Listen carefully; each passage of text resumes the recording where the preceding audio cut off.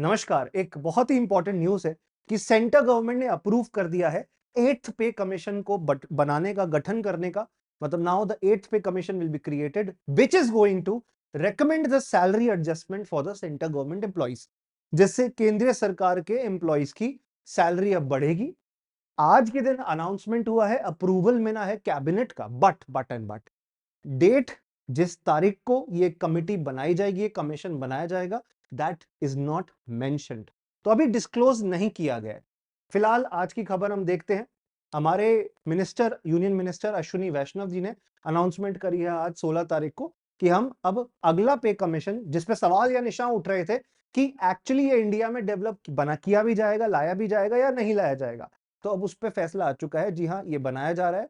और अभी बजट भी आने वाला है 1 फरवरी को, तो सरकार पहले से ही प्री प्लान कर सकती है, प्री प्रिपेयर कर सकती है कि जो सैलरी हाइक हमें गवर्नमेंट एम्प्लॉइज को और गवर्नमेंट पेंशनर्स को देनी है, उसका कैसे हम आने वाले बजट्स के अंदर एडजस्टमेंट करेंगे। एक बारी ये कमिटी अपनी रिपोर्ट दे देती है तो वो लागू होगी 1 जनवरी 2026 से। अभी आज तो बस अप्रूवल मिला है गवर्नमेंट का, कैबिनेट का, कि हम इंडिया के अंदर ऐसी एक ऑर्गेनाइजेशन, ऐसी एक कमिटी बनाएंगे। और ये बनाना जरूरी इसलिए भी है कि आप देख रहे हो इंडिया के अंदर इस टाइम पे कंजम्पशन गिरती जा रही है। ये मैं कैसे कह रहा हूं? कंजम्पशन का मतलब उपभोग, जो आप और मेरी जैसी आम जनता खर्चा करती है। और ये मैं कैसे कह रहा हूं? क्योंकि इंडिया में ऑटोमोबाइल सेल्स कम हो चुकी है, इंडिया में इन्फ्लेशन, महंगाई बढ़ती जा रही थी, खास तौर पे फूड इन्फ्लेशन, जिसकी वजह से जो फूड आइटम्स भी हैं वो आम जनता के रीच के बाहर होते जा रहे हैं। तो अगर सरकारी नौकरी में कोई है और उसकी तनख्वाह नहीं बढ़ती और साथ साथ महंगाई बढ़ रही है, तो उनके लिए अफोर्ड कर पाना, खरीद पाना थोड़ा मुश्किल हो जाता है। इसलिए अब पे कमीशन, जो नॉर्मली ना 10-10 साल के टाइम पीरियड में बनाई जाती है, पे कमीशन एक ऐसा गवर्नमेंट का पैनल है जिसमें गवर्नमेंट के द्वारा अपॉइंटेड एम्प्लॉइज, गवर्नमेंट के द्वारा अपॉइंटेड मेंबर्स होते हैं, जो सजेस्ट करते हैं कि सेंट्रल गवर्नमेंट के एम्प्लॉइज की सैलरी कितनी और किस तरीके से बढ़नी चाहिए। आज तक इंडिया में 7 पे कमीशन बनाए गए हैं। अब ये जो होगा 8वां पे कमीशन होगा, जिसके माध्यम से इंडिया के अंदर जो गवर्नमेंट एम्प्लॉइज है उनकी क्वालिटी ऑफ लाइफ, जो गवर्नमेंट के पेंशन पे जी रहे हैं उनकी क्वालिटी ऑफ लाइफ पर बहुत इंपैक्ट पड़ेगा। बट सिर्फ अच्छा ही नहीं है ये खबर में, कुछ प्रॉब्लम्स भी हैं। प्रॉब्लम ये है कि एक बार हम ये पे कमीशन इंप्लीमेंट कर देते हैं, जो भी रिकमेंडेशन देंगे सैलरी इंक्रीज का, it will be a very expensive thing because it is going to impact the Indian economy। Reason बताता हूं। सरकार को अब अपने बजट में से, अपने एक्सपेंडिचर, अपने खर्चे में से एक और बड़ा चंक, एक और बड़ा पोर्शन सैलरी और पेंशन के लिए देना पड़ेगा। आप कभी भी बजट देखते हो ना, तो बजट बेसिकली आपका दो हिस्सों में है। एक तरफ सरकार के जो एक्सपेंडिचर, सरकार के जो खर्चे हैं वो आते हैं, और दूसरी तरफ सरकार की जो रिसीट्स आती हैं।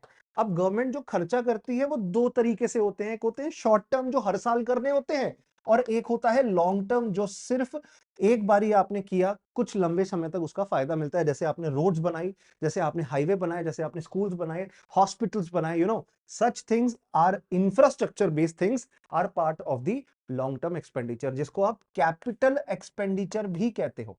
अब ये करो तो अच्छा भी है, बट सरकार रेवेन्यू एक्सपेंडिचर, जिसमें salaries, pension, army, navy, air force, courts, police, इनके ऊपर खर्चा करती है। अगर सरकार इनके ऊपर खर्चा कर रही है, रेवेन्यू एक्सपेंडिचर ज्यादा कर रही है, तो उससे कुछ प्रोडक्टिव क्रिएट नहीं हो रहा। हाँ, मैं समझता हूं सैलरी पेंशन देना और इंक्रीज होके देना जरूरी है। As a government aspirant myself, government exam aspirant myself, I also believe की सैलरीज बढ़नी चाहिए, गवर्नमेंट सेक्टर के अंदर भी और प्राइवेट सेक्टर के अंदर भी, जिससे कंज्यूमर की स्पेंडिंग बूस्ट होगी, जिससे इकोनॉमी में और ज्यादा ग्रोथ आएगी। ज्यादा सैलरीज होंगी तो लोग ज्यादा पैसा खर्च सकते हैं, they will have more disposable income, they will have more money to spend. और जब लोग ज्यादा खर्चा करेंगे तो अलग अलग गुड्स एंड सर्विसेज की डिमांड बढ़ेगी, और अल्टीमेटली इससे हमारी इकोनॉमी ग्रो कर सकती है। But it will create strain and impact on the government finance. देखो, जीडीपी हमारे देश की क्या है? C+I+G+X-M। मैं अगर इसको शॉर्ट में बताऊं तो हमारे देश की जो सालाना इनकम है, जो इनकम होती है, जो हम पैसा कमाते हैं एक साल के अंदर, वो कंजम्पशन, मतलब आपके और मेरे प्राइवेट कंजम्पशन से बनी है। यहां पे अगर सैलरी बढ़ेगी तो हम खर्चा भी, कंजम्पशन भी ज्यादा करेंगे, तो ये इंक्रीज होगा, तो अल्टीमेटली जीडीपी भी बढ़ेगी। प्राइवेट इन्वेस्टमेंट, जो बिजनेसेस इन्वेस्ट करते हैं, जो हम रियल एस्टेट में पैसा लगाते हैं, वो long term investments. Government expenditure and exports और इंपोर्ट का डिफरेंस। बेसिकली ये 4 कंपोनेंट्स होते हैं जीडीपी के। जीडीपी क्या है? देश की इनकम, नेशनल इनकम। अब हमें नेशनल इनकम या देश की इनकम बढ़ानी है, तो इसको भी हम बढ़ा रहे हैं 8th पे कमीशन के बाद, which is going to boost India's GDP, but it will cause strain on the exchequer। उतना पैसा हमारे पास होना भी तो चाहिए, क्योंकि अगर आप देखें 7th पे कमीशन जब आया था 2016 में, तब मिनिमम सैलरी किसी भी सरकारी नौकरी में 7,000 होती थी, वो बढ़कर 18,000 हो गई है। और अब आपको देखने मिलेगा कि अब 18,000 से भी ज्यादा आपको गवर्नमेंट जो मिनिमम सैलरी है गवर्नमेंट जॉब के अंदर वो देखने मिलेगी। मैक्सिमम पहले 2.5 लाख रुपए महीना होती थी, वो भी इंक्रीज होगी, उसमें भी इजाफा होगा। तो अल्टीमेटली 8th पे कमीशन जो है एक बड़ा रिफॉर्म है, और हम मानते हैं कि 2025 के एंड तक इसकी पूरी रिपोर्ट सबमिट हो जाएगी। फिर सेंट्रल गवर्नमेंट उसको, एक बार रिपोर्ट सबमिट हो जाती है, after that it is going to implement it. एक बड़ा बदलाव ये हो सकता है कि सरकार सैलरी रिवीजन के अंदर जो अभी मेथोडोलॉजी यूज करती है, जिसको कहते हैं फिटमेंट फैक्टर, 2.57 टाइम्स अभी तक ये प्लान था कि फिटमेंट फैक्टर इतना होगा, इसको बढ़ाकर 2.86 सरकार कर सकती है। ये सैलरी रिवीजन के लिए सैलरी के मल्टीप्लायर के तौर पे देखने मिलता है। बेसिकली क्या है फिटमेंट फैक्टर? इसके बाद द्वारा आप डिसाइड कर सकते हो कि जो बेसिक पे है वो कितनी बढ़ जाएगी। जब आप मल्टीप्लाई करोगे इस फैक्टर से, उतना बेसिक पे आपको बढ़ते हुए, उतना सैलरी में रिवीजन आपको देखते इंक्रीज होते हुए देखने मिलेगा। तो central government employees will get after this an increase of around 180%, a jump of around 180% in their minimum salary, which is going to be phenomenal। कि अगर कोई फॉर एग्जांपल 50,000 रुपए कमा रहा है, तो उसमें 180% तक का इजाफा हो सकता है। बट अभी तक तो ये सिर्फ खबरें हैं, अभी तक से सिर्फ र्यूमर है। We will get exact idea once the 8th pay commission report comes out. तो अल्टीमेट इंपैक्ट फाइनल कंक्लूजन के तौर पे देखते हैं, फिटमेंट फैक्टर चेंज हो सकता है, 2.57 से बढ़ सकता है। अब वो होने को तो 3 भी हो सकता है, 3.5 भी हो सकता है, वो हम देखेंगे कितना होगा। डियरनेस जो अलाउंस मिलता है, डीए मिलता है सरकारी नौकरी में, वो आपका बेसिक सैलरी का कुछ कुछ परसेंट होता है। तो अगर आपका बेसिक सैलरी भी बढ़ जाएगी तो उसके ऊपर कैलकुलेट होने वाला डीए भी बढ़ेगा। तो the dearness allowance will be more responsive to inflation. Inflation जैसे जैसे बढ़ेगा वैसे वैसे डीए भी बढ़ेगा। पेंशन जो लोगों को मिलती है, उनकी पेंशन भी इंक्रीज होगी। और सबसे खास बात यह है कि हम चाहते हैं जो एक सेम पोस्ट पे काम कर रहे हैं उन लोगों को सेम ही पेंशन मिले।